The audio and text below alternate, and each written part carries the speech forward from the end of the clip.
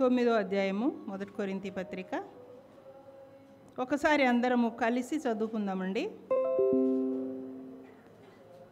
24వ వచనం నుంచి అందరము కలిసి గట్టిగా చదువుకుందాం. బైబిల్లో ఉన్న వాళ్ళందరూ కూడా చదవండి. చదువుకుందాం. పందెపు రంగమందు పరిగెత్తు వారందరూ పరిగెత్తుదురు గాని ఒక్కడే బహుమానం పొందునని మీకు తెలియదా? అటువలే మీరు బహుమానం పొందినట్లుగా పరిగెత్తుడి. మరియు పందెమందు పోరాడు ప్రతివాడు అన్ని విషయములయందు మితముగా ఉండును. వారు క్షేమకు కిరీటమును పొందుటకును, మనమైతే అక్షయమగు కిరీటమును పొందుటకును మితముగా ఉన్నాం. కాబట్టి నేను గురి చూడని వాని వలె పరిగెత్తువాడను కాను. గాలిని కొట్టినట్టు నేను పోట్లాడుటలేదు. ఒకవేళ ఇతరులకు ప్రకటించిన తర్వాత నేనే భ్రష్టుడనైపోదునేమని నా శరీరమును ఇది మన మూల వాక్యం అండి. ఈ మూల వాక్యాన్ని మనం ఒకసారి పొద్దున్న ఉదయకాలంలో మనము కొన్ని విషయాలు చూసాము. ఇప్పుడు రెండవది పరుగు పందెం విషయంలో ఇక్కడ ఏం చెప్తున్నాడంటే, పరుగు పందెము ఒక పోరాటంగా అభివర్ణిస్తూ ఉంటున్నాడు పౌలు భక్తుడు. పరుగు పందెాన్ని ఒక పోరాటం, గెలిచే వరకు కూడా పోరాడతారు. కాబట్టి మనము కూడా మరి విశ్వాస విషయంలో పోరాడవలసిన వారంగా ఉన్నాము అని చెప్తూ ఉన్నాడండి. మరి 21వ వచనం ఒకసారి చదవండి.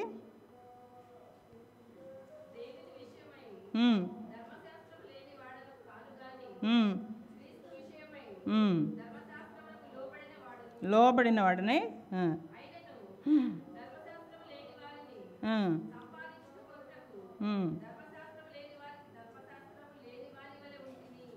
చూసారండి. ఏ రీతిగా ఉండాలో ఆ రీతిగా ఉంటూ ప్రభు పరిచర్యను కట్టడానికి పౌలు నిర్ణయము చేసుకున్నాడు. 2 కొరింథీ 3:18 చదివినట్లయితే దేనికోసం మనం పరిగెత్తాలి? కొరింథీ పత్రిక 2, మనమందరమును ముసుకు లేని ముఖముతో ప్రభు యొక్క మహిమను అద్దము వలె ప్రతిబింబింపచేయచు, మహిమ నుండి అధిక మహిమను పొందుచు, ప్రభు యొక్క ఆత్మచేత ఆ పోలికగానే మార్చబడుచున్నాము. చూసారండి, దేనికోసం అంటే మనం పరిగెత్తాలి? మనము క్రీస్తు యొక్క స్వరూపములోనికి మారునంత వరకు కూడా మనము విశ్వాస పరుగుని మనం కడముట్టిస్తూనే ఉండాలండి. విశ్వాస పరుగును పరిగెడుతూనే ఉండాలి. ఎప్పటి వరకు? క్రీస్తు స్వరూపం ఒక్కసారే రాదు. మనం రోజు రోజుకి కూడా ఆయన వలె జీవించడానికి ఇష్టపడినప్పుడు, యేసు ప్రభు యొక్క గుణగణాలు మనలో ఉన్నప్పుడు, వాటిని మనం అలవరుచుకున్నప్పుడు యేసు ప్రభు యొక్క సారూప్యంలోనికి మనము రోజుకి మారుతామండి. ఒకేసారి మారిపోవడానికి లేదు. కాబట్టి ఇక్కడ దైవ స్వభావంగా మార్చబట్ట కొరకే మనం పరిగెత్తాలి. పౌలు యొక్క ఉద్దేశం ఏంటంటే, మన పరుగు వ్యర్థంగా ఉండకుండా ఉండాలి అంటే, మన పరుగు కడముట్టించాలి అంటే మన యొక్క స్వరూపము మార్చబడాలి. క్రీస్తు ప్రభు వారు వచ్చినప్పుడు మనము కూడా ఆయన వలె ఉండున్నట్లుగా మన పరుగుని పందాన్ని చూసుకోవాలండి. అంతేకాకుండా క్రీస్తు ప్రభువు సంఘానికి శిరస్సు అండి. సంఘం ఏంటి? శరీరం. కాబట్టి శిరస్సు చెప్పినట్టుగా సంఘము నాలే. అయితే దేవుడు సంఘానికి ఇచ్చిన గొప్ప వాగ్దానం ఏంటంటే, క్రీస్తు ప్రభువు వచ్చినప్పుడు మనం కూడా ఆయన లాగానే ఉంటాము. అది మన యొక్క నిరీక్షణ. క్రీస్తు ప్రభు వారు వచ్చినప్పుడు మనం కూడా ఆయన వలె ఉంటాము. కాబట్టి దేవుడు సంఘానికి ఇచ్చిన బాధ్యత, మనం రక్షించబడినటువంటి సమూహానికి ఇచ్చినటువంటి బాధ్యత ఏంటంటే, మనము ఆయన సారూప్యంలోనికి మార్చబడుట కొరకు పరుగు పందెంలో మనము పార్టిసిపేట్ చేయాల్సిన వారంగా ఉన్నాము. మరి 1 యోహాను పత్రిక 3:2-3 వచనాలు చదవండి.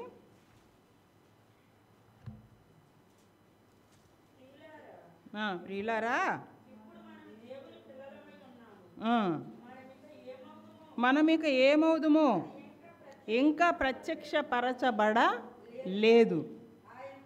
కానీ ఆయన ప్రత్యక్షమైనప్పుడు ఆయన ఉన్నట్లుగానే ఆయనను చూతుము గనుక ఆయనను పోలియుందుమని ఎరుగుదుము. అది మన నిరీక్షణ అండి. మన పరుగు యొక్క నిరీక్షణ ఏంటి, మన పరుగు యొక్క ఉద్దేశం ఏంటి అని అంటే, మనము ఆయనలాగా ఉంటాము. ఆయన ప్రత్యక్షమైనప్పుడు ఆయన ఎలా ఉన్నారో అలా మనము ఉండడానికి ప్రయాసపడాలి. అంటే ఆ పరుగులో మనం నిలబడాలి, పరుగును ఓడిపోకూడదు, పరుగుని మధ్యలో ఆపేయకూడదు అనమాట. ఇక్కడ అదే చెప్తూ ఉన్నాడు. పందెపు రంగు మందు పరిగెత్తే వాళ్ళందరూ కూడా బహుమానం పొందినంతగా పరిగెత్తుతారు. కానీ బహుమానం వచ్చినా పర్వాలే, రాకపోయినా పర్వాలే అని ఎవరైనా పరిగెత్తారండి? ఎవ్వరు కూడా పరిగెత్తరండి. ఎంత కష్టపడ్డాను నేను, నాకు రాలేదు చూడు అంటారు ఆఖరికి. కాబట్టి మన పరుగు పందెం ఏంటంటే, ఈ క్రీస్తు ప్రభువారి యొక్క సారూప్యంలోనికి మనము ఒకరోజు ఉంటాము. అలా ఉండాలి అంటే ఈ లోకంలోనే మనం ఏమి ఉండాలా? సరైనటువంటి రీతిగా మన యొక్క విశ్వాసపు పరుగు ఉండాలి. అంటే అవసరమైతే మందిరానికి వద్దాం, కావాలంటేనే ప్రార్థనలకు వెళ్దాం, ఏదన్నా మనకి అస్వస్థత కావాలంటే సంఘానికి వెళ్దాం కాదండి. దేవుని యొక్క మరి రక్షణ అందుకోవడానికి, పరలోకపు రాజ్యపు వారసులు అవ్వడానికి, యేసు ప్రభు వలె మనం మారడానికి, రక్షణ పొంది రక్షణలో మనం కొనసాగటం, అదే పరుగు పందెము అని చెప్తూ ఉన్నాడండి. తర్వాత మరి ఫిలిప్పీ పత్రికలు కూడా ఏమంటాడంటే, ఇక్కడ రాయబడి ఉంది కదండి వాక్యం, అక్కడ క్రీస్తు యేసునందు ఉన్నతమైన పిలుపునకు చెందిన ఆ బహుమతి కోసం మనం ఏం చేయాలంట? గురి దగ్గరకే పరిగెత్తాలి. గురి చూసుకొని మనం పరిగెత్తాలి. యేసు ప్రభువే మన గురై ఉండాలి. ఒక సేవకుడు కానీ, పాస్టర్ కానీ, లేకపోతే ఒక సహ విశ్వాసి కానీ కాదండి. యేసు ప్రభువారే మనకు గురిగా ఉండాలి. ఆ గురిని పెట్టుకొని పరిగెత్తాలి అని ఫిలిప్పీ పత్రికలో చెప్తూ ఉన్నారండి. పౌలు యొక్క గురి ఏంటంట? క్రీస్తు స్వరూపంలోనికి మార్చబడుట. అయితే ఆయన యందు ఈ నిరీక్షణ మనము పెట్టుకోవాలి. మనకు నిరీక్షణ లేదు కానీ ఈ యొక్క మరి సేవకుల సదస్సులు కానీ, లేకపోతే ప్రిస్కిల్లా సభలు కానీ, మరి జరిగేటువంటి కూడికలన్నీ కూడా మనల్ని ఏం చేస్తుంది అనమాట? పరుగు పందెంలో చురుగ్గా పరిగెత్తడానికి ఉపయోగపడతాయి. ఇదేదో గాలి కొట్టినట్టుగా మనము పరిగెత్తట్లేదు, బహుమానం పొందడానికి పరిగెడుతున్నాం. ఆ పరుగు పందెంలో వచ్చే బహుమానాన్ని మనము పొందుకొని మనము సంతోషించాలి. మనల్ని చూసి ఇతరులు ప్రభు దగ్గరికి రావాలి.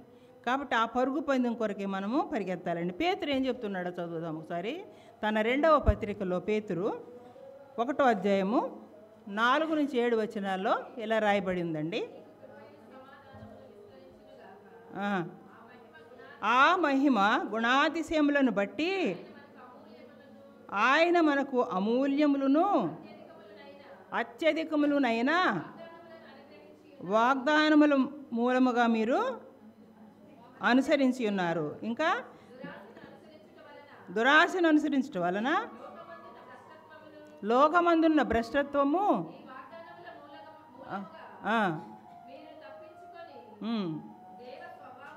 అదండి. మనం ఎందులోకి రావాలంట? ఈయన కూడా ఏం చెప్తున్నాడు? దేవ స్వభావమునందు వాటిని మనం ఏం చేయాలి? అనుగ్రహించెను. ఆల్రెడీ మనము పొందుకున్నామండి. దేవ స్వభావములోనికి మనము మార్చబడుతున్నాము. పేతురు భక్తుడు చెప్తున్నాడు, గుణాతిశయములను బట్టి ఆయన మనకు అమూల్యములైనటువంటి అత్యధికములైనటువంటి వాగ్దానములను మనకిచ్చాడు, మనకు అనుగ్రహించాడు. కాబట్టి దురాశలను మనం అనుసరించొద్దు, భ్రష్టత్వానికి మనం పోవద్దు. ఈ వాగ్దానాల మూలంగా మీరేం చేయండి? దేవ స్వభావమునందు వాటిని అనుగ్రహించను. మిగిలిన వచనాలు కూడా మనం చదివితే కనుక ఈ వచనాన్ని కొంత పరిశీలిద్దాం. ఏంటి అంటే, మనం పరిగెత్తుతున్నాం కదా, ఎక్కడి నుంచి ఎక్కడికి పరిగెత్తుతున్నాం? ఈ వాక్యాన్ని ఆధారం చేసుకొని చూద్దాం. ఎక్కడి నుండి ఎక్కడికి పరిగెత్తుతున్నాం? లోకమందు ఉన్నటువంటి భ్రష్టత్వం నుండి పరిగెత్తుతున్నాం. ఇంతమంది ఇక్కడ కూర్చున్నామంటే ఎందుకు ఇక్కడ కూర్చున్నాము? ఈ లోకమని భ్రష్టత్వాన్ని మనం వదిలిపెట్టి ప్రభువును వెంబడించడానికి తీర్మానం చేసుకుని, ఏ రోజైతే తీర్మానం చేసుకున్నామో, ఏ రోజైతే ప్రభువుని రక్షకుడిగా అంగీకరించామో, మన పాపములకు క్షమాపణ కలిగిందని విశ్వసించామో, ఆ రోజు నుంచి ఈ రోజు వరకు ఏం చేస్తున్నామండి? వెంబడిస్తూనే ఉన్నాము, వెనకకు జారిపోవటం లేదు. కాబట్టి ఆ పరుగు పందాన్ని ఏం చేయండి? మనం గట్టిగా పట్టుకోవాలి అని చెప్తూ ఉన్నాడండి. మిగిలిన వచనాలు మనం ఇక్కడ చూస్తున్నాము. ఎక్కడి నుంచి పరిగెత్తుతున్నాము అంటే, పేతురుకు చాలా తేటగా చెప్తున్నాడండి ఎక్కడి నుంచి ఎక్కడికి పరిగెత్తుతున్నారు అని. లోకమందున్న భ్రష్టత్వము. ఈ లోకం అంతా కూడా భ్రష్టత్వంతో నిండిపోయిందండి.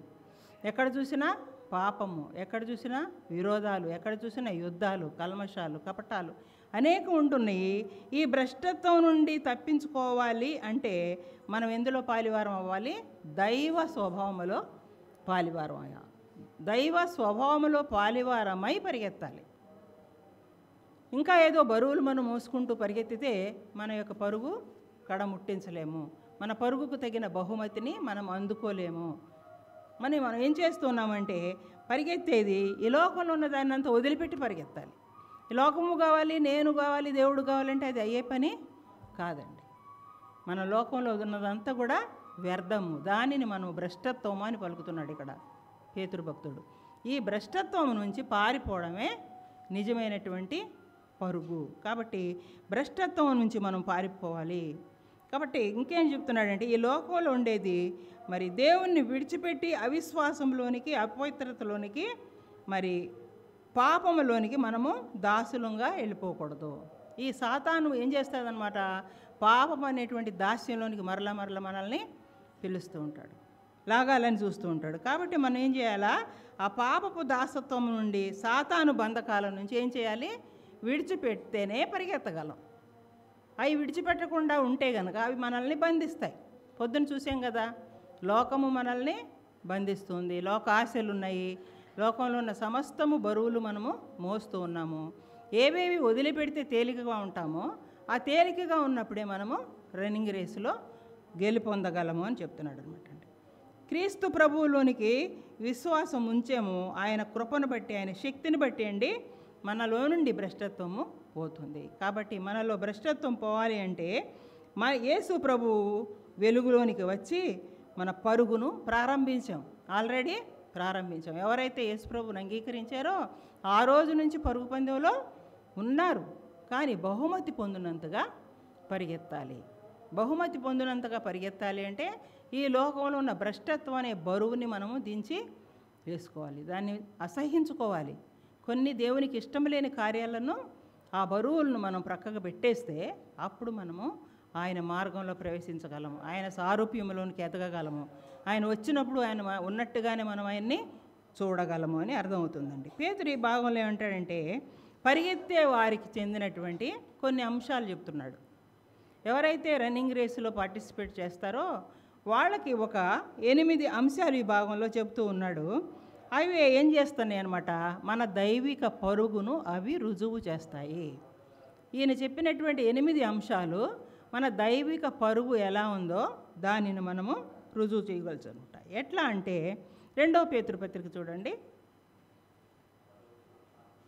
1వ అధ్యాయము 5 నుంచి 7 వచనాలు. ఈ హేతువు చేతనే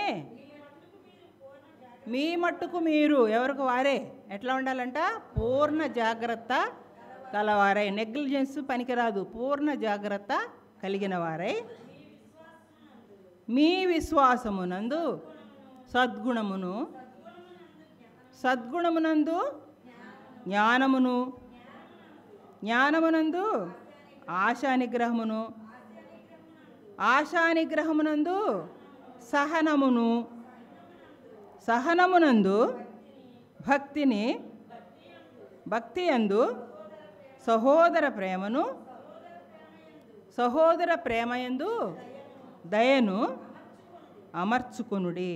ఇదొక అమరిక అండి. ఎంత చక్కగా చెప్పాడు కదా. ఈ 8 అంశాల్లో మొట్టమొదటిది ఏంటండి, విశ్వాసం ఉంటే మనకి ఏముంటుందండి, తప్పకుండా సద్గుణం ఉంటుంది. సద్గుణమును ఎక్కడికి నడిపిస్తుంది, మనల్ని జ్ఞానములోనికి నడిపిస్తుంది. అజ్ఞానములోని మనకి, ఈ లోక జ్ఞానం కలిగిన మనకి పరలోక జ్ఞానము కలిగిస్తుంది అన్నమాట. తర్వాత సహనం ఎక్కడికి తీసుకెళ్తుంది, సహనమునందు భక్తి అందు ఏముండాలా, సహోదర ప్రేమ అనేటువంటిది సద్గుణం ఉండాలండి. సహోదర ప్రేమ లేకుండా మనం పరిగెత్తగలమా? పరిగెత్తలేము. సద్గుణం ఉంటేనే ఇవన్నీ కూడా ఉంటాయి. విశ్వాసము నుంచే ఇవన్నీ కూడా వస్తాయండి.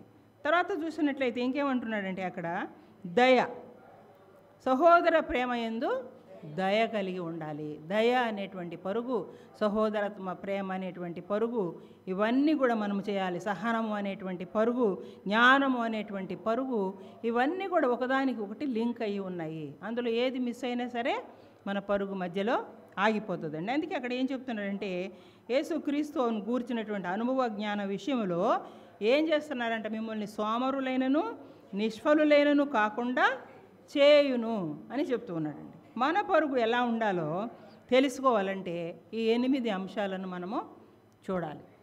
ఈ 8 అంశాలలో ఇప్పుడు మొత్తం చూడడానికైతే సమయం ఉండదు, కానీ కొన్ని మనము చూద్దామండి. మన పరుగు ఎలా ఉండాలో తెలుసుకోవాలంటే అర్థం చేసుకోవాలి. ఏంటంటే మొట్టమొదటిది, నియమ ప్రకారము పరిగెత్తకపోతే కిరీటము ఉండదు.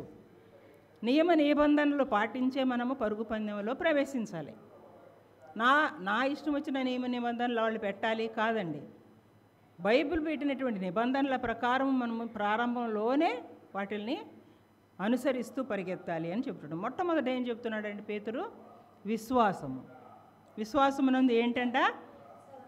సద్గుణము, సద్గుణమునందు జ్ఞానము, జ్ఞానమునందు ఆశానిగ్రహము, ఆశానిగ్రహమునందు సహనమును, సహనమునందు భక్తిని, భక్తి యందు సహోదర ప్రేమను, సహోదర ప్రేమ యందు దయను అమర్చుకునుడి. అప్పుడు మనం నిష్ఫలంగా ఉండము. ఇవన్నీ మనం అమర్చుకుంటే ఇది మన బాధ్యత. పరుగు పందెంలో వాడు ఏ రీతిగా తను తాను సిద్ధపరచుకుంటాడో, మన యొక్క ఆత్మీయ పరుగు పందెంలో కూడా మనం రేసులో విన్ అవ్వాలంటే ఈ అమరిక మనము కలిగి ఉండాలి. మొట్టమొదటిది విశ్వాసం కలిగి ఉండాలి. మనం విశ్వాసంలే కదా, ఆల్రెడీ విశ్వాసులమే కదా? కాదండి, మన విశ్వాసము ఎలా ఉందో చూసుకోవాలి. మన పరుగు పందెము విశ్వాసముతోనే ప్రారంభమవుతుందండి. ఏం విశ్వాసము? నేను ఈ లోకపు బరువు బాధ్యతలన్నీ పక్కకు పెట్టి కేవలము దేవుని యందలి విశ్వాసముతోనే నేను పరిగెత్తాలి. నా పరిస్థితులు ఎట్లున్నా, నా బలహీనతలు ఎట్లున్నా, నా అనారోగ్యాలు ఎట్లున్నా, నా ఇంటి పరిస్థితులు ఎట్లున్నా, నాకు మాత్రం ఆయనే గురి, ఆయన యందే నా విశ్వాసము. ఈ విశ్వాసపు పరుగును మనము ప్రారంభించాలి అని చెప్తున్నాడంటే. ఈ యొక్క విశ్వాసమును అనేది ఏంటంటే దేవుని కృప ద్వారా మనకు వచ్చింది. మనం ఫ్రీగా వచ్చింది, మనం సొంత ఖర్చు పెట్టి తెచ్చుకున్నది కాదండి. ఎక్కడి నుంచి వచ్చింది ఈ విశ్వాసము? ఆయన కృప ద్వారానే మనం రక్షించబడ్డాం. మనం ఏమి ఖర్చు పెట్టి విలువ పెట్టి తెచ్చుకుంది కాదు, మనం విలువ పెట్టి కొనబడిన వారము. యేసు ప్రభువారు ఉచితమైన కృపను బట్టి మనల్ని రక్షించుకున్నాడు. ఎప్పుడు?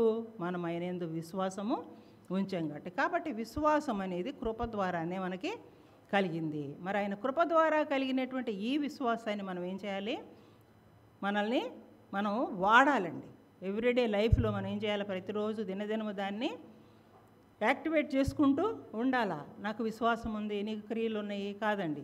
యాకోబు భక్తుడు చెప్తూ ఉన్నాడు, ఎవరి విశ్వాసమే వాళ్ళకి పరుగు పందెములో విజయాన్ని ఇస్తుంది. ఇక్కడ విశ్వాసము కృప ద్వారా మనకు వచ్చిందని చెప్తున్నాడు. ఇదే అధ్యాయంలో పేతురు ఏమంటాడంటే,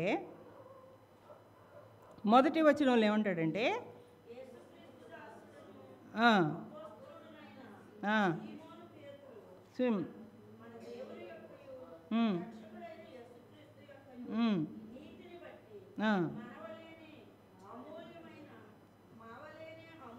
అదే ఈ అధ్యాయంలో ఏం చెప్తున్నాడంటేనండి, ఇదే అధ్యాయంలో పేతురు విశ్వాసము స్వీకరించిన వారితోటి అంటున్నాడు. ఏమని అంటున్నాడు?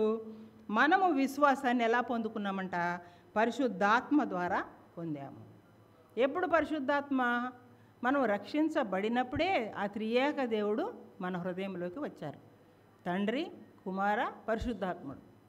పరిశుద్ధాత్ముడు సపరేట్గా మన మీదకి దిగిరావడం అంటూ ఉండదండి. మనం రక్షించబడ్డాం, హృదయం తెరిచాం, పాపం ఒప్పుకున్నాం, మనము రక్షకుడిని అంగీకరించినప్పుడే పరిశుద్ధాత్ముడు మనలో ఉండి మనల్ని పరిగెత్తింపజేస్తున్నాడు. మనల్ని నడిపిస్తున్నాడు, ఆయన మార్గాల్లో నడిచేటట్టు చూస్తున్నాడు. కేవలం ఆయన ఉచిత కృప నుంచి మనకే పొందుకున్నాం. కాబట్టి పరిశుద్ధాత్మ ద్వారా మనం పొందాము అని పౌలు చెప్తూ ఉన్నాడండి. ఎఫెసీ 2:8 చదవండి ఒకసారి.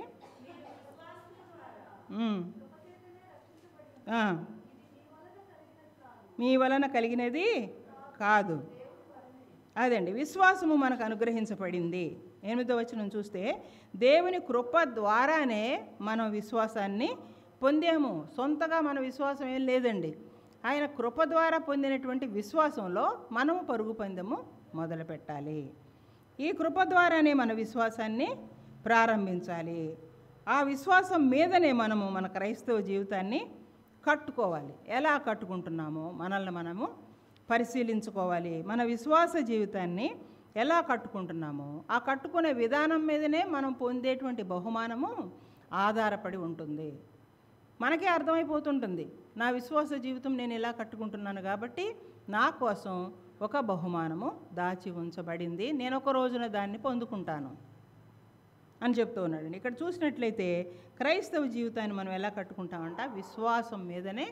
విశ్వాసం లేకుండా ఎవరు కూడా దేవునికి ఇష్టలై ఉండుట అసాధ్యము. విశ్వాసమే మన ఆయుధంగా ఉండాలన్నమాట. మన యొక్క పరుగు పందానికి గురి ఏంటండి, విశ్వాసము. విశ్వాసం అనే ఏంటిదంటే అది ఎఫెసీ పత్రికలో చెప్తాడు, విశ్వాసం అనే డాలు అది మనకు కలిగి ఉండాలి. అప్పుడే శత్రు వేసేటువంటి బాణాల నుంచి ఆ విశ్వాసం అనేటువంటి డాలు మనల్ని తప్పిస్తూ ఉంటుంది. అప్పుడే మనం తిన్ననైనటువంటి పరుగు పరిగెత్తగలము అని అర్థమవుతుందండి. మన క్రైస్తవ జీవితాన్ని అలా కట్టుకోవాలి అని చెప్తూ ఉన్నాడు. దాన్ని బట్టే మనకేముంటుందంట, బహుమతి ఉంటుంది. పేతురు చెప్పేది అదేనండి. పరిగెత్తడము అంటే ఏంటి అంటే క్రైస్తవ జీవితాన్ని కట్టుకోవడం. ఏ రోజుకు ఆ రోజు మరి ఉండడం కాదండి. నిన్న ఉన్నట్టుగా ఇంకా అధికమైనటువంటి విశ్వాసంలోనికి రేపు రావాలి, రేపటి కంటే ఎక్కువ విశ్వాసంలోనికి తర్వాత రోజు రావాలి. అంటే రోజు రోజుకి బిడ్డ ఏ రీతిగా పెరుగుతూ పెద్దవాడు అవుతున్నాడో మన విశ్వాసం కూడా ఏం చేయాలి, అవ్వాలండి, అభివృద్ధి పొందాలి. దేవుని యందు నిశ్చల విశ్వాసం కలిగి ఉండాలి. అన్ని పరిస్థితులు బాగున్నప్పుడు విశ్వాసము, ఏదన్నా కొంచెం మనకి ఇష్టం లేనిది జరిగినప్పుడు, కష్టం కలిగినప్పుడు అవిశ్వాసంలోనికి పడిపోవడం అది కాదండి. ఎందుకంటే అది మన సొంతంగా తెచ్చుకుంది కాదు, పరిశుద్ధాత్మ దేవుని ద్వారా మనకు ఉచితంగా అనుగ్రహించబడింది. దాన్ని మనం ఎక్సర్సైజ్ చేయాలి, ఆ విశ్వాసాన్ని ప్రదర్శించాలి, ఆ విశ్వాసంలో మనము కొనసాగాలి, పరిగెత్తాలి. హెబ్రీ పత్రిక 11:6 ఒకసారి చదవండి.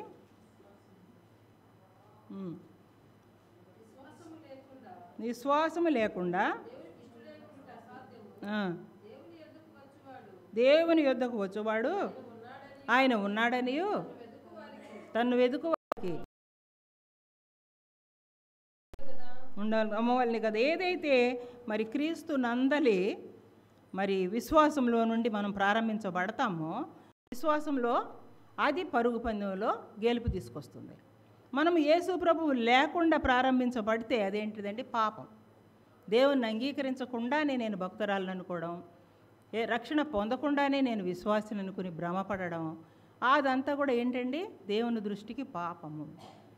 నువ్వు దేవుని దగ్గరికి వచ్చినప్పుడు నీ హృదయము నీతో మాట్లాడాలి. నువ్వు ప్రభువుని ఇంకా అంగీకరించలేదు, నీ జీవితం ఇంకా మారలేదు, ఆయన నీ జీవితంలో పని ప్రారంభించలేదు, నీ విశ్వాసంలోనికి నువ్వు రాలేదు. అది తెలుసుకోకుండా మనం ఏం చేస్తూ ఉంటామండి, నేను కూడా ఆ యొక్క మందల్లో కలిసిపోతాయి అనుకోండి, ఆ యొక్క గొర్రెల మందలు ఒక పంది కూడా కలిసింది అనుకోండి, ఎప్పటికైనా అది గొర్రె అవుతుందా? అవ్వనే అవ్వదండి. ఎంతో చక్కగా దాన్ని పెంచుతారు, ఎంతో చక్కగా దాన్ని శుభ్రపరుస్తారు, కానీ మరి రెండింటినీ తీసుకెళ్ళినప్పుడు ఏది బురదలో పడుతుందండి, దానికి ఇష్టమైంది అది. కాబట్టి ఒక అవిశ్వాసి ఏం చేస్తాడు, పరుగు పందాన్ని ప్రారంభించాలి అనుకుంటాడు, ఒక విశ్వాసి ప్రక్కనే ఉంది కదా అనుకుంటారు, కానీ ఆయన మరి పరుగు పందెంలో మధ్యలోనే ఆపేస్తాడు. ఎందుకంటే ఉచితంగా అది ఆయన పొందుకోలేదు. వారు పొందకుండానే వారు ఏమనుకుంటున్నారంటే విశ్వాసము అనుకుంటున్నారనమాట. విశ్వాస మూలము కానిది ఏదో అది పాపము. మరి ఆ పాపం పట్టుకొని నువ్వేం పరిగెడతావు? విశ్వాసము లేకుండా దేవునికి ఇష్టడై ఉంటే అసాధ్యమని ఎలా చెప్పబడిందో, విశ్వాసం మూలం కానిది ఏదో అది పాపమని చెప్పబడింది కదా. మరి నిజమైన విశ్వాసము మనకి ఎట్లా వస్తుందంటే అనుభవం మీద ఆధారపడింది కాదండి. నాకు బైబిల్ అనుభవం ఉంది, బైబిల్ జ్ఞానం ఉంది, అది విశ్వాసము కానే కాదండి. బైబిల్ జ్ఞానం ఉన్నా లేకపోయినా మనం దేవునిని గురిగా పెట్టి పరిగెత్తేదే విశ్వాస జీవితపు పరుగు అని అర్థం చేసుకోవాలి. రోమాపత్రిక 10వ అధ్యాయము 8-17 వచనాలు చదవండి. వాక్యము నీ యొద్దను నీ నోటను నీ హృదయములోను ఉన్నది. ఎక్కడుందంటండి వాక్యము? నీ వద్దను, నీ నోటను, నీ హృదయములోను ఉన్నది. కాగా మనకేం కలుగుతుంది? వినుట వలన విశ్వాసం కలుగుద్ది. ఏం వినాలి? క్రీస్తును గూర్చిన మాటలు వినడం వల్ల మనకి విశ్వాసం వస్తుంది. అంటే మన సొంత విశ్వాసం కాదు, సొంత భక్తి కాదు. సొంత భక్తి మనల్ని పరిగెత్తనీయదు.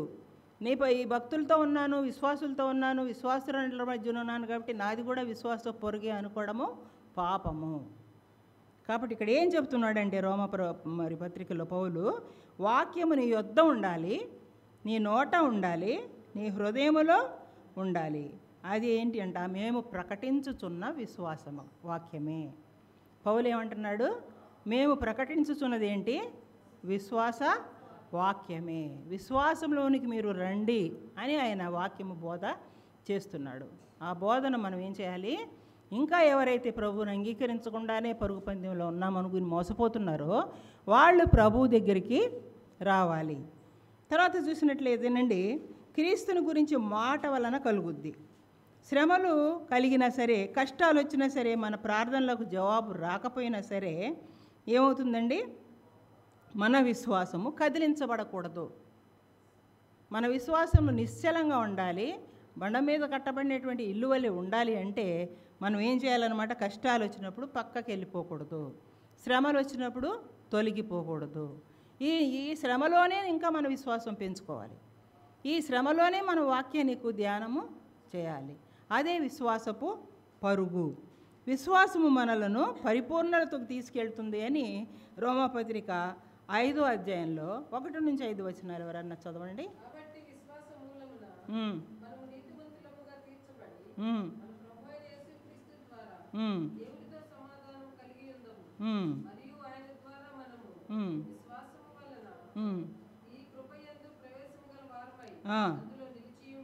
అందులో నిలిచి ఉండి దేవుని మహిమను గూర్చిన నిరీక్షణను బట్టి అతిశయపడుచున్నాం. అంతేకాదు శ్రమ ఏం కలిగిస్తుందంటండి? ఓర్పు, పరీక్ష, నిరీక్షణను. చూసారా ఒకదానికొకటి ఎలా అమరిక ఉందో, ఒకదానికొకటి లింక్ ఉందో. కాబట్టి మనకు మొట్టమొదటి ఏముండాలండి? విశ్వాసము ఉండాలి. కాబట్టి విశ్వాసం ద్వారానే మనకేమొస్తుందండి? ఓర్పు వస్తుంది. తర్వాత ఏముంటుంది? ఒక హోప్ అనేది మనం కలిగి ఉంటాము. కాబట్టి దేవుణ్ణి మనము జీవితంలో కనబడినప్పుడు ఏం చేయాలండి? విశ్వాసి మన జీవితంలో విశ్వాసంలో ఉన్నప్పుడు మనం ఏం చేయాలి? నియమ ప్రకారమే పరిగెత్తుతున్నామా లేదా అని మనం పరీక్ష చేసుకోవాలి. దేవుణ్ణి స్తుతించుకోవాలి. అబ్రహాము గురించి పొద్దున విన్నాం కదండి. అబ్రహాము విశ్వాసులకు తండ్రి. మనం కూడా ఏంటి? అబ్రహాము కుమార్తెలంగా ఎంచబడుతూ ఉన్నాము. ఆయన కలిగిన విశ్వాసం యొక్క అడుగుజాడలను బట్టి మనం ఏం చేయాలండి? నడుచుకోవాలి. అందరికంటే ప్రాముఖ్యమైనటువంటి మరి ఎగ్జాంపుల్ ఎవరి గురించి చెప్పుకున్నాం ఉదయకాలంలో? యేసుక్రీస్తు వారు కదండి. ఆయన యొక్క విశ్వాస యాత్రను మనం చూసాము, మనం విన్నాము. అపోస్తలులు దాన్ని అవలంబించారు, వాళ్ళు పరుగు పందెంలో గెలిచారు. కాబట్టి ఇక్కడ మనం రోమా 4:12 ఒకసారి చదవండి. అబ్రహాము యొక్క విశ్వాసం చూద్దాం.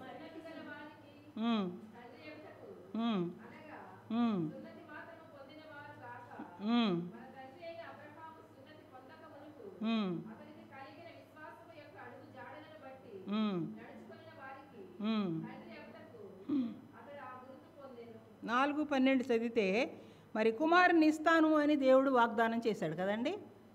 ఇస్తానని వాగ్దానం చేశాడు. ఏ సంవత్సరంకి ఆ సంవత్సరం ఏమంటున్నాడు? ఇదిగో ఇస్తాను అంటున్నాడు. ఆయన విశ్వాసం ఏమైంది? ఆగిపోయిందా? లాస్ట్ ఇయర్ నువ్వు ఇస్తానన్నావు ప్రభువా, ఇంకా నాకు వద్దు, నువ్వు ఇచ్చినా వద్దు, ఇవ్వకపోయినా వద్దు అన్నాడండి. ఏ ఇయర్కి ఆ సంవత్సరమే ఏం చేస్తున్నాడు అబ్రహాము? నిరీక్షణ చూపిస్తున్నాడు. ఇదిగో కుమారుడు, అదో కుమారుడు పుడతాడు. అంటే 25 సంవత్సరాలు పట్టిందండి. ఆయన యొక్క విశ్వాసం ఎంత గొప్పదో మనం అర్థం చేసుకోవాలి. ఆయన విశ్వాసపు పరుగు ఎంత గొప్పదో అర్థం చేసుకోవాలి. అంత నిరీక్షణ మనకుంటుందా? అంతకాలం మనం ఎదురు చూస్తామా? ఈరోజు ప్రార్థన చేసామంటే గంటకు అయిపోవాలా, రేపటికల్లా ఒక అద్భుతం అయిపోవాలా? అద్భుతాల వైపు మన యొక్క విశ్వాసము మనం పరిగెడుతున్నాం, అసలు పరుగు పందెం విడిచిపెట్టేసాం. ఎక్కడ అద్భుతాలు జరుగుతున్నాయి, ఎక్కడ మిరకల్ సెంటర్స్ ఉన్నాయి, వాటికి పరిగెడుతూ ఉన్నాం అన్నమాట. అట్లా పరిగెత్తినందువల్ల ఏమవుతున్నాము, అసలు అబ్రహాం పిల్లలం అని అనిపించుకోవడానికి కూడా మనము తగము. యేసు ప్రభు వారు కూడా స్వస్థపరిచారు, కానీ ఆయన ఏం చేశారు, ఎవరికి కూడా తెలియనియొద్దు. మరి లాజరును బ్రతికించినప్పుడు కూడా ఏం చేశారు ఆయన, ఎందుకు వచ్చింది ఈ మరణము, దేవుని మహిమ కొరకే వచ్చింది అని చెప్తున్నాడు. అంతేగాని యేసుప్రభు వారు బతికించాడు కాదండి. యేసుప్రభు వారు ఎందుకు రాలేదు, దేవుని యొక్క మహిమ వీళ్ళు చూడాలి కాబట్టి రాలేదు. కాబట్టి మనము అద్భుతాలు జరిగిపోవాలని కూర్చుంటే 25 సంవత్సరాలు అబ్రహాం ఎదురు చూసినట్టు చూడగలమా, చూడలేము. మనం ఒకరి కొరకు ప్రార్థన చేస్తున్నాం, రక్షణలోనికి రావాలి, పాపపు జీవితంలో నుంచి ప్రభు దగ్గరికి నడిపించబడాలి, ప్రార్థన చేస్తున్నాం, సువార్త చెప్తున్నాం, నడిపిస్తున్నాం, మందిరానికి తీసుకెళ్తున్నాం. ఒక రోజులో అయిపోద్దండి. ఆ ఒక్క రోజులో అయిపోయే విశ్వాసం ఏంటి, రెండో రోజుకే కనపడకుండా పోతుంది అన్నమాట. అంటే ఆ విశ్వాసపు పరుగును మనం ఏం చేయాలా, తుదముట్టించే వరకు కూడా వాళ్ళతోటి మనము ఉండాలి. ఇక్కడ చెప్తూ ఉన్నాడు ఇదేనండి రోమపత్రికలో. మరి అబ్రహాము విశ్వాసం ఎంతవరకు వెళ్ళిందంటే ఇస్సాకును బలి ఇవ్వడానికి కూడా వెనుకకు తీయలేదు. ఇంతకాలానికి ఇచ్చావు ప్రభువా అని ఒక ప్రశ్న అడిగాడా, అదేంటి అప్పుడే మళ్ళీ బలి ఇచ్చేయమంటున్నావు, ఎక్కడ అడగలేదండి. అది కూడా విశ్వాసమే. ఆయన ఇస్తానన్నాడు, కానీ ఆయన విశ్వాసములో నేను నిలబడ్డాను కాబట్టి నేను చూడగలిగాను కుమారుడిని. ఇప్పుడు కూడా ఏం చేయొచ్చు, విశ్వాసము ద్వారా నాకు ఇచ్చిన కుమారుడిని మరలా నాకే ఇయ్యొచ్చు. కాబట్టి ఆయన ఏం చేస్తున్నాడు, దేవునికి లోబడి, విశ్వాసానికి లోబడి ఏం చేస్తున్నాడండి, ఇస్సాకును బలి ఇవ్వడానికి వెనుక తీయలేదు. ఆ స్థాయి విశ్వాసంలోనికి మనము ఎదగాలి అని దేవుడు కోరుతూ ఉన్నాడండి. అటువంటి విశ్వాసము మనకి ఉండాలి, అలాంటి విశ్వాస పరుగు మనకి ఉండాలి. అదే విశ్వాసము అనేటువంటి అంశం మీద మనం చూస్తూ ఉంటున్నాం. విశ్వాసము లేకుండా మనం ఎంత సేవ చేసినా, విశ్వాస పరుగు పందెంలో మనం పాల్గొనకుండా ఎంతమందికి స్వార్థ చెప్పినా దానివల్ల లాభం లేదు. ముందు మన విశ్వాసాన్ని చూస్తారు. ఈమె ఎలా నడవడికి ఎట్లా ఉంది, ఈమె పరుగు పందెం ఎట్లా ఉంది, ఉదయం లేచి ఈమె మాటలు ఎట్లా ఉన్నాయి, ఈమె జీవన విధానం ఎట్లా ఉంది, అది చూసి రావాలి. మనం పత్రికల్లాగా కనబడాలి. దగ్గరికి వెళ్ళి స్వార్థ చెప్పి నువ్వు నమ్ముకో, ఏదో నా బాధ్యత అయిపోయింది, ఇదిగో కరపత్రం తీసుకో అంటే కాదండి. మన జీవితాలే ఒక కరపత్రాలుగా వాళ్ళకి కనపడాలి. అప్పుడే వారు కూడా విశ్వాసంలోనికి రావడానికి మనం అవకాశం కలిగిస్తాం. వాళ్ళని ఆటంకపరిచేది ఎవరు, మనమే. ఎందుకంటే మన జీవన విధానం సరిగా లేదు కాబట్టి వీళ్ళేం విశ్వాసులు అని అనాల్సి వస్తుంది అన్నమాట. ఇప్పుడు వీళ్ళే సరిగా లేరు కదా, నన్ను రమ్మంటారేంటి, వీళ్ళు చర్చికి వెళ్తారు కదా, వీళ్ళ మాటలే బాగోవు కదా, మళ్ళీ నన్ను రమ్మంటారేంటి, వీళ్ళకి నాకు పెద్ద తేడా ఏముంది అనుకుంటారండి. కాబట్టి మనము నిజమైన విశ్వాస పరుగు పందెంలో ఉంటే గనక మనము మాదిరికరమైన జీవితము జీవించాలి. అలాగే అబ్రహాములాగా మనం కూడా విశ్వాసములో ఆయన విశ్వాసులకు తండ్రి అనిపించుకున్నాడండి. అటు రీతిగా దేవుడు మనలో పెట్టిన విశ్వాసాన్ని మనము పరుగు పందెములో వాడాలి. విశ్వాసము ద్వారానే మనం పరిగెత్తాలి. ఏ క్రియ చేసినా విశ్వాసం ద్వారానే చేయాలి అని చెప్తున్నాడు. రెండవది చదవండి, విశ్వాసమునందు ఏం కలుపుకోవాలి మనం, దానికి సద్గుణము. విశ్వాసమునందు సద్గుణము. విశ్వాసము ప్రదర్శిస్తూనే మనం ఏం కలిగి ఉండాలి, మంచి గుణాన్ని కలిగి ఉండాలి, మంచి శీలాన్ని, యోగ్యమైన ప్రవర్తనను, యోగ్యమైన జీవన విధానము అనే రన్నింగ్ రేసులో మనము పరిగెత్తాలి. అదే సద్గుణం అండి. పౌలు ఫిలిప్పీలకు రాస్తూ ఏమంటాడంటే 4:8 ద్వారా, మెట్టుకు సహోదరులారా, ఏ యోగ్యత అయినను మెప్పైనను ఉండిన ఎడల, ఏవి సత్యమైనవో, ఏవి పవిత్రమైనవో, ఏవి రమ్యమైనవో, ఏవి ఖ్యాతి గలవో వాటి మీద మనం ఏం చేయాలి, ధ్యానం ఉంచాలి. అది సద్గుణం అండి. మనము సద్గుణములో ఉన్నాము అనడానికి కారణం ఏంటంటే ఇవన్నీ మనలో ఉండాలి. ఏది మంచిదో మనం తెలుసుకోవాలి, ఏవి యోగ్యమైనవో మనం తెలుసుకొని పరిగెత్తాలి, ఏవి రమ్యమైనవో మనం తెలుసుకోవాలి, ఏది ఖ్యాతి గలది, ఏది పరలోక రాజ్యంలో నాకు బహుమానం ఇస్తుంది అని ఇక్కడ ఉన్నప్పుడే మనము తెలుసుకోవాలి. రోమా 12:2 చూడండి.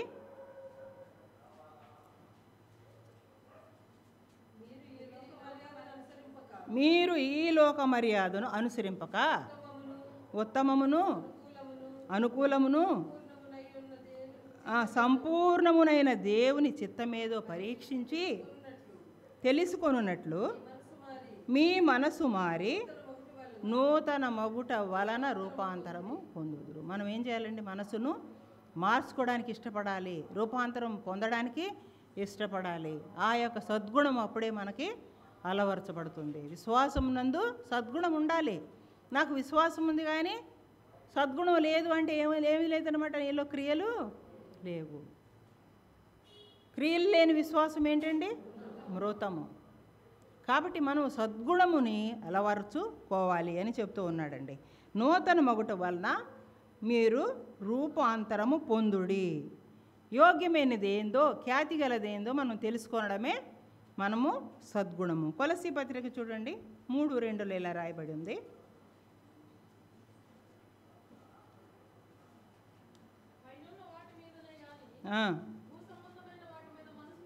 అదండి, పైనున్న వాటి మీదనే కానీ భూ సంబంధమైన వాటి మీద మనస్సు పెట్టుకొనకుడి. మన విశ్వాస పరుగు ఎందుకు ఆగిపోతుంది అంటే మనం దేని మీద మనసు పెట్టుకుంటున్నాం? ఏ మీద పెట్టుకుంటున్నామండి? భూ సంబంధమైన వాటి మీదనే మనసు పెట్టుకుంటున్నాం. మనం పరలోక సంబంధులమని చెప్పుకుంటూ ఉన్నాము, విశ్వాస పరుగులో ఉన్నామని చెప్పుకుంటున్నాం, కానీ మన మనసు అంతా ఎక్కడ ఉంటుంది? భూ సంబంధమైన వాటి మీదే ఉంటుంది. మరి పక్షులు చూసారా? ఎక్కడ చూస్తే ఎక్కడికి గుర్తియండి? పైకి గుర్తూనే ఉంటాయి. దేవుని చిత్తాన్ని తెలుసుకుంటున్నాయి అన్నమాట. కాబట్టి మనం పైనున్న వాటిని వెతకండి. ఎందుకంటే మనం ఎక్కడికి వెళ్ళాలి? మళ్ళీ మన యొక్క ధనం అక్కడ కూర్చుకోవాలి. మీరు పైనున్న వాటినే వెతకండి. కింద భూ సంబంధమైన వాటి మీద ఏమాత్రం మనసు పెట్టుకోకూడదు. పెట్టుకున్నట్లయితే మన పరుగు పందెము ఆగిపోతుంది. పౌలు భక్తుడు చెప్తూ ఉన్నాడండి. సామెతల గ్రంథము 31వ అధ్యాయంలో చూస్తే 10 నుంచి 31 వచనాలు మనం తర్వాత చదువుదాము, సమయం లేదు కాబట్టి. అక్కడ ఒక యోగ్యురాలైన స్త్రీ కనపడుతుంది. యోగ్యమైనటువంటి, శ్రేష్టమైనటువంటి, మెచ్చుకోదగినటువంటి జీవన విధానం కలిగినటువంటి స్త్రీ కనపడుతుంది. అందరూ మెచ్చుకుంటున్నారు. యోగ్యురాలు అంటున్నారు. యోగ్యురాలు తన పెనిమిటికి కిరీటము. కాబట్టి ఇక్కడ యోగ్యమైనదిగా ఉంది, ఆమె శ్రేష్టమైనదిగా ఉంది, అందరూ చేత మెప్పు పొందేదిగా ఉంది. అలాంటి జీవన విధానం కలిగిన స్త్రీ గురించి ఆ యొక్క మరి సామెతల గ్రంథం 31వ అధ్యాయంలో మనం చదువుతాము. అది మనకి సుపరిచితమైనటువంటి వాక్య భాగమే. కాబట్టి ఇక్కడ రూతును చూసినట్లయితే ఆమె సద్గుణానికి ఒక మంచి ఉదాహరణగా కనబడుతుంది. రూత్ ఏం చేసింది? ఆమె అన్యురాలు, మోయాబీరాలు. కానీ ఏం చేసింది? ఆమె విశ్వాసము ఎవరిలోకి వచ్చింది? వాళ్ళ అత్తగారిలో ఉన్న విశ్వాసములో ఆమె ప్రవేశించింది. ఆ విశ్వాసమునందు ఆమెకి ఏమబ్బింది? సద్గుణం వచ్చింది. అందుకని ఏం చేసింది? తల్లిదండ్రులను, సొంత భూమిని, ఆస్తిని, ఆ లోక పరిస్థితులన్నిటిని వదిలిపెట్టి ఎవరిని వెంబడించింది? అంతేకాకుండా ఏమంటే నీ దేవుడే నా దేవుడే, నీ జనమే నా జనం అంటే తన పాత రోత జీవితాన్ని అక్కడ వదిలిపెట్టేసింది. విశ్వాసంలోకి వచ్చింది, ఒక సద్గుణాన్ని అలవర్చుకుంది. మరి సద్గుణము అంటే ఒక మంచి ప్రవర్తన కలిగినటువంటి రూతు కనపడుతోందండి. అయితే అక్కడ బోయజు ఆమె గురించి ఏం చెప్తాడంటే చక్కటి స్టేట్మెంట్ ఇస్తాడు. ఏమంటాడు? నా కుమారి, యెహోవా చేత నీవు దీవెన నొందిన దానవు, కొద్దివారినే కానీ గొప్పవారిని కానీ నువ్వు యవనస్తులను వెంబడింపక ఉండుట వినుట వలన నీ మునుపటి సత్ప్రవర్తన కంటే వెనుకటి రెండు కూడా సత్ప్రవర్తనలే కదండి. రోజు రోజుకి ఏమవుతుంది? ఆమెకి సద్గుణంలో ఎదుగుతూ ఉందండి. మొట్టమొదటిగా విశ్వాసంలోకి వచ్చింది. ఏమీ లేకపోయినటువంటి అత్తగారిని ఆ యొక్క దేవుణ్ణి అంగీకరిస్తూ దేశంలోకి వచ్చేసింది. వచ్చిన తర్వాత ఏం చేసింది? ఆమె ఎవరిని వెంబడిస్తేలా, భర్త లేడు, అడిగేవారు లేరు, వృద్ధులైన అత్తగారు. కానీ ఆమె ప్రవర్తన ఎట్టుందంట? మునుపటి సత్ప్రవర్తన కంటే ఇప్పుడు ఇంకా ఎక్కువైనటువంటి సత్ప్రవర్తన నీలో కనపడుతుంది. అదేంటి సద్గుణం. విశ్వాసమును బట్టి ఆమెకి ఏమొచ్చింది? సద్గుణం వచ్చింది. అందుకని బోయజు ద్వారా ఆ మెప్పు పొందుతుంది. బోయజు రోజు చూస్తూ ఉన్నాడండి. ఏం చెబుతూ ఉన్నాడండి?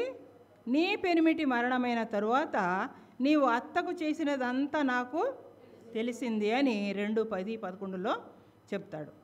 నీవు తల్లిదండ్రులను వదిలిపెట్టేశావు, నీ జన్మభూమిని వదిలిపెట్టేశావు, ఇంతకుముందు నీవు ఎరగని జనం దగ్గరికి నువ్వు వచ్చావు.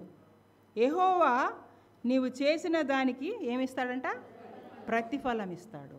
కాబట్టి ఆమెలో విశ్వాసాన్ని బట్టి, సద్గుణాన్ని బట్టి రూత్ ఏం పొందిందండి? ఫలితము పొందింది. ఆమె విశ్వాసం గురించి, సద్గుణం గురించి మరి యొక్క బోయజు చక్కటి సాక్ష్యం ఇస్తూ ఉన్నాడు. అందుకనే యేసు ప్రభు యొక్క వంశావళిలో ఆమె చేర్చబడింది. కాబట్టి విశ్వాసమునందు సద్గుణము. తర్వాత ఇంకొక ఉదాహరణగా దానియేలును చూసుకుందాం. 1వ అధ్యాయంలో చూస్తే 8-12 వచనాలు మనం కనుక చదివితే, దానియేలు బబులోను చెరలోనికి వెళ్ళినప్పటికీ బబులోనీయుల ఆహారం చేత తన్ను అపవిత్రపరచుకోవడం ఇష్టం లేదు అని చెప్పేస్తున్నాడు. రాజును భుజించు ఆహారము, పానము చేయు ద్రాక్షరసము తిని తాగి నేను అపవిత్రపరచుకోకూడదు అనేసి దానియేలు ఏం చేశాడండి? ఉద్దేశించి తాను అపవిత్రుడుగా కాకుండానట్లుగా వాటిని పుచ్చుకొనకూడదు అని అనుకున్నాడండి. నపుంసకుల అధిపతికి చెప్పేశాడు, భోజనానికి నాకు ఏమి ఇవ్వండి? శాఖధాన్యాలు ఇవ్వండి, పానీయానికి ఏమివ్వండి? ఇవ్వండి, చాలు, మీరు నన్ను పరీక్షించి చూడండి. అది అండి సద్గుణం, అది విశ్వాసం. నిజమైన దేవుని యందలి విశ్వాసం ఉంటే అది సద్గుణంలోనికి తీసుకెళ్తుంది. ఎంత సద్గుణము విశ్వాసము ఆయన అమర్చుకున్నాడో చూద్దాం. మనము నియమ ప్రకారము పరిగెడుతున్నామా లేదా అనడానికి రుజువేంటి? మరి ఈ యొక్క దానియేలును చూసాం, రూతును చూసాం, అబ్రహాం విశ్వాసం చూసాం. మరి మనలో విశ్వాసం నుంచి సద్గుణము అనేటువంటి దాంట్లోనికి మనం ఎదిగామా? ఇక్కడ ఇంకొక వ్యక్తి గురించి మనం చూసినట్లయితేనండి, యవనస్తుడైనటువంటి ఇంకొక జీవితం గురించి మనం చూస్తే యోసేపు అండి. యోసేపు సద్గుణానికి ఒక మంచి ఉదాహరణ, విశ్వాసానికి ఒక మంచి ఉదాహరణ. యోసేపు ఏం కలిగి ఉన్నాడండి? నైతిక విలువలు కలిగి ఉన్నటువంటి వ్యక్తి. ఏది నీతి, ఏది మంచిది, ఏది దేవునికి ఇష్టమైనది అంటే దాన్ని ఏమంటున్నారంటే సద్గుణము అనేటువంటి పరుగు పందెములో తన బహుమతిని దేవుడు అతనికి అనుగ్రహించాడు. ఎలా అనుగ్రహించాడో మనం చూసినట్లయితే, మరి యోసేపుకి చాలా కష్టాలు కలిగినాయండి. ఎలా కలిగినాయి? అన్నదమ్ముల ద్వారా కలిగినాయి. తండ్రి ఎంతో ప్రేమిస్తున్నాడని వీళ్ళు ఏం చేశారు? అసూయ ద్వారా కలిగింది. విలాప వాక్యాలు 3వ అధ్యాయంలో మరి కాడి మోయిట నరునికి మేలు. ఈ కాడి అనేది ఎంతో బరువైంది.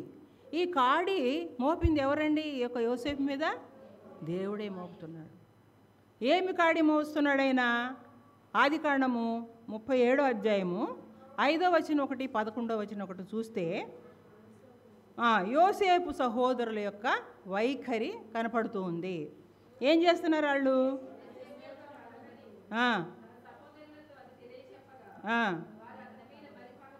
మరి పగబట్టిరి.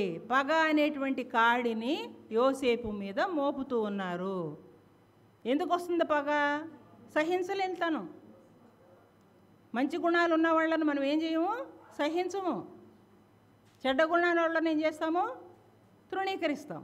మరి మనల్ని ఎవరిని అంగీకరిస్తామండి? కాబట్టి నిజమైన విశ్వాసము, నిజమైన సద్గుణము మనలో ఉండాలి. ఇక్కడ కక్ష అనేటువంటి, పగ అనేటువంటి కాడిని మరి యోసేపు మీద మోపారు. మరి ఆయన ఎప్పుడైనా జారిపోయినట్టు చూస్తామా? ఎవరి మీదన్నా తిరిగి రివెంజ్ తీసుకున్నట్టు చూస్తామా? లేదండి. 17 సంవత్సరాల వయసు అప్పుడు మరి ఆయన రకరకాల కాడులు మొయ్యాల్సి వచ్చింది. సొంత అన్నలు ఏం చేశారండి? అమ్మేయడం జరిగింది. మొట్టమొదటి కాడి ఏమి మోపబడిందండి? కక్ష. ఆయన మీద ఒకలాంటి కోపము, ఒకలాంటి పగ, ద్వేషము, ఏంటంటే యోక్ ఆఫ్ హేట్రెడ్. అసహించుకుంటున్నారు తమ్ముడిని. ఆ యోక్ ఆఫ్ హేట్రెడ్ అనేదాన్ని ఆయన మొయ్యాల్సి వస్తుంది. తర్వాత అన్నలు మోపారు. ఆయన మోసాడు అనేదానికి ఏంటండి? అన్నలు మోపారు. మోపినప్పుడు ఆయన ఏం చేశాడు? తిరగబడలేదండి. అది సద్గుణము. 2వ కాడి మోపారండి. ఏంటంటే తండ్రి నుంచి కుమారుడిని వేరు చేశారు. Separated, the yoke of separation. Yoke అంటే కాడి. ఏం కాడి మోపారు ఆయన మీద?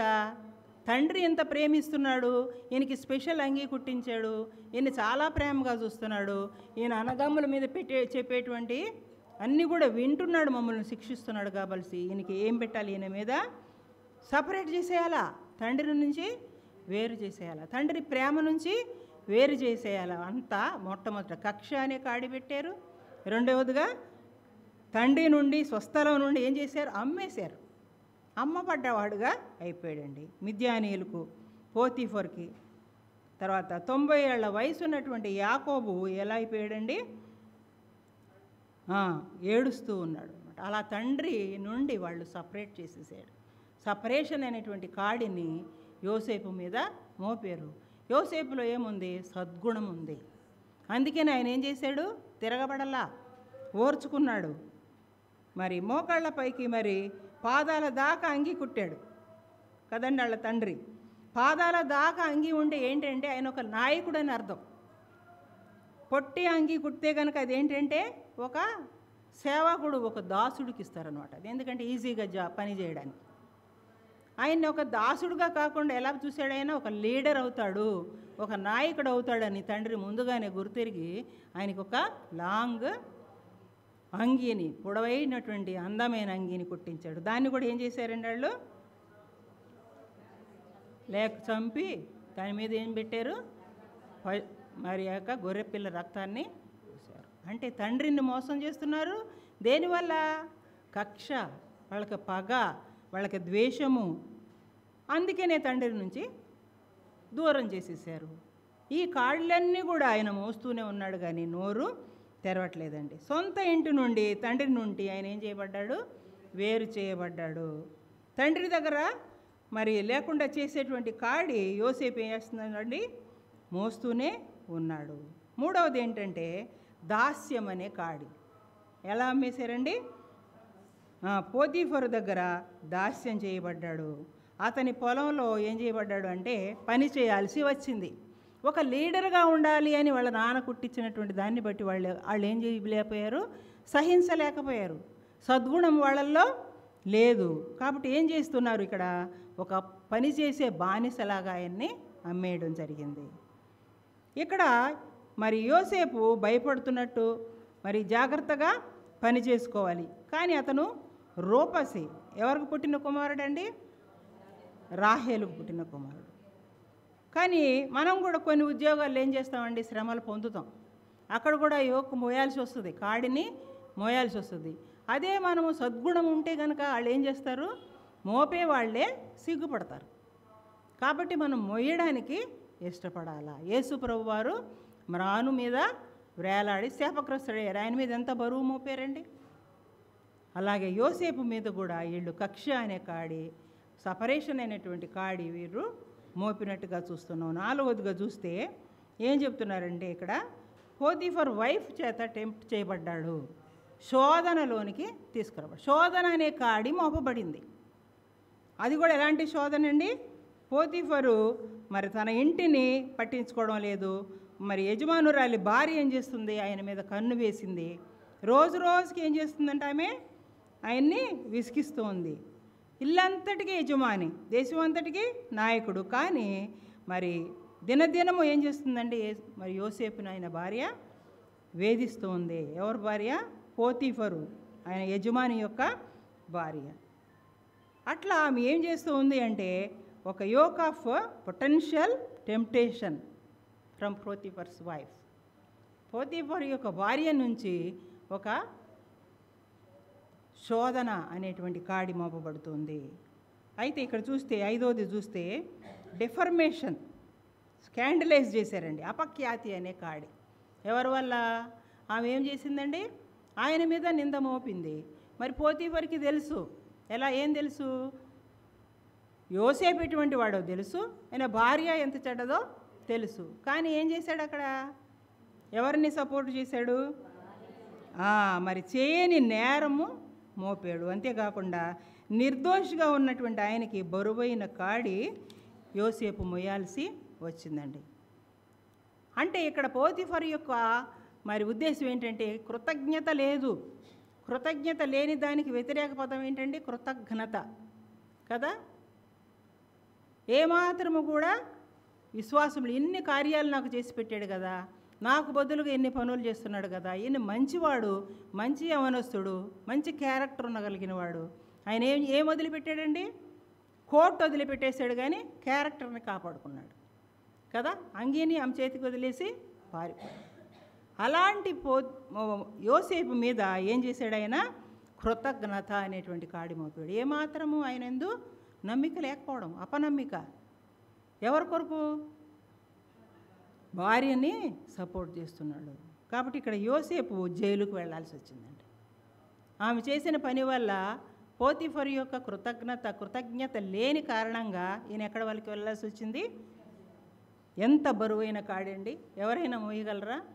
కాబట్టి యోసేపు సద్గుణం కలిగిన వాడు కాబట్టి, విశ్వాసం కలిగిన వాడు కాబట్టి, చిన్నప్పటి నుంచి మరి అన్నదమ్ముల చేత బాధించబడుతున్నాడు కాబట్టి ప్రతిదీ కూడా ఏం చేస్తున్నాడండి? ఎదుర్కొంటూ ఉన్నాడు.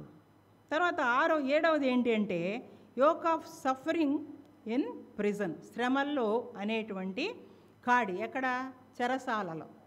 చెరసాలలో అంటే చాలా బాగుంటుందండి, శ్రమలతో కూడింది. ఒక యవనస్తుడి మీద ఎన్ని కాడిలు మోపబడ్డాయండి. ఆయన సద్గుణవంతుడు కాబట్టి, విశ్వాసమునందు సద్గుణము కలిగిన వాడు కాబట్టి ఏం చేశాడండి? ఆయన మోసాడు. కాబట్టి ఈ యొక్క కాడి అంతా కూడా ఆయన మోయడం వల్ల ఆయన క్యారెక్టర్ అంతా రుజువైంది. ఆయన ఎంత మంచివాడో సిగ్గుపడ్డాడండి. ఏమంటున్నాడంటే పోతిఫరు, ఈయన లాంటి దేవుని ఆత్మ కలిగిన మనిషి. ఒక అన్యుడు ఏమంటున్నాడు? యోసేపుని పట్టుకొని మంచి సాక్ష్యం ఇస్తాను. ఏమంటున్నాడు? దేవుని ఆత్మ గల మనిషి అని యోసేపును అంటున్నాడు.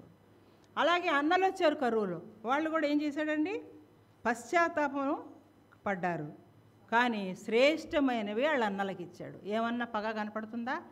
అయ్యో నా మీద ఎన్ని కాడిలు మోపారు కదా అని ఏమన్నా ఇంత ఆయనకి అసహ్యత కానీ ఆయనకి కోపం కానీ ఏమన్నా చూసామా?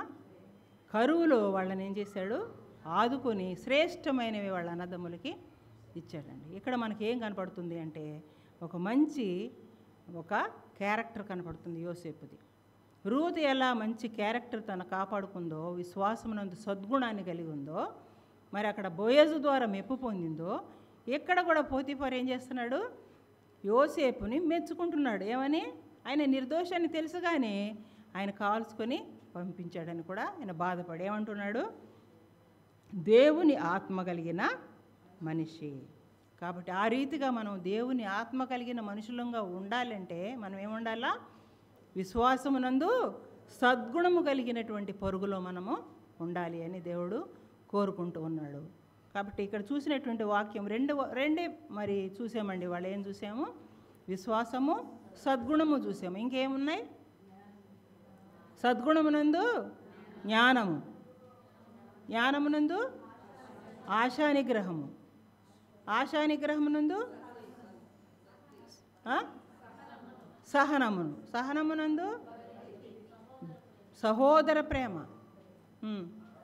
సహోదర ప్రేమనందు భక్తి, భక్తి యందు దయ. ఇంకా ఎన్ని చూడాలి మనం? రెండే చూసాం, ఇంకెన్ని చూడాలి? 6 చూడాలి.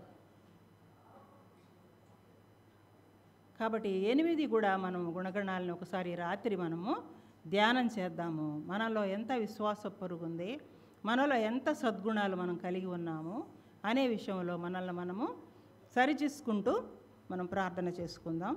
రేపు ఉదయకాలము, రేపు సాయంత్రం కూడా ఈ 2 విషయాలు, మిగిలినటువంటి 6 విషయాల గురించి ధ్యానం చేద్దాం. దేవుడి చిన్న వాక్యాన్ని, ఈ చిన్న సమయాన్ని దీవించును.